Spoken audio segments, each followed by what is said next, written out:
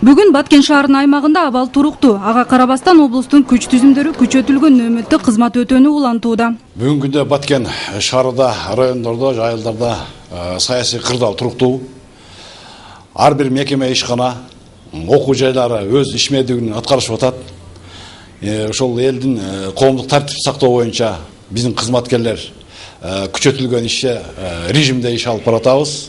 Эгерде тартип болбосо, мамлекеттин бүтүндүгү дагы эчтеке болбойт. Ички иштер министринин орун басары Курсан Асанов окуя болгон Базар башы кварталында аксакалдар менен жолугушуп, туруктуулукту сактоого жана мыйзам чегин бузбоого чакырды. Мыйзам негизинде чара көрөбүз. Эгерде ушул ишке тиешеси жок болгон болсо, анда биз көрөбүз тергөө иштери. Эгерде тиешеси бар болгон болсо, анда мыйзам негизинде чечилет бардыгы. Курсан Асанов жетектеген топтун Тажикстандын күч түзүмдөрү менен сүйлөшүүсү коңшу өлкөнүн аймагында уулу зат менен кармалган 3 кыргыз жаранын иши боюнча чогуу иликтөө жүргүзүү жөнүндө макулдашуу менен аяктады.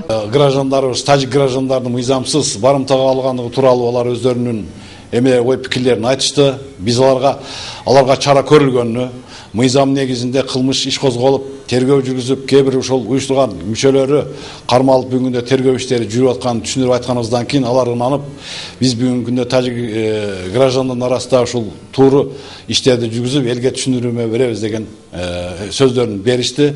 Бүгүнкү күндө Тажик Республикасы менен биздин мамилебиз жакшы. Ал эми 22 июнда тажик жарандарын барымтага алууну уюштурууга катышы бар деп облустук ички иштер башкармалыгы тарабынан издөөгө алынгандардын биринин сөөгү бүгүн эртең менен Жаңы Жер айылындагы каналдан табылганы айтылууда. Бирок кандай себеп менен өлгөндүгү боюнча так маалымат бериле элек.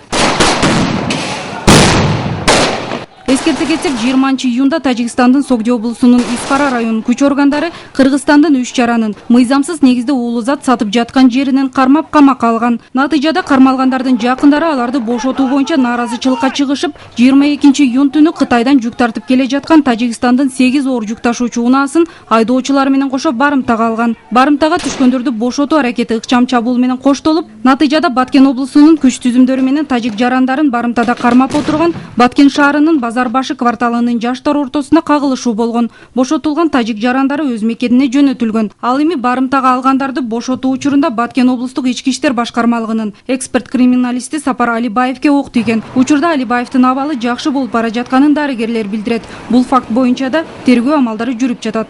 Нургыз Абдрахманова, Медер Ниязалиев, Коомдук 1 канал, Баткен облусу.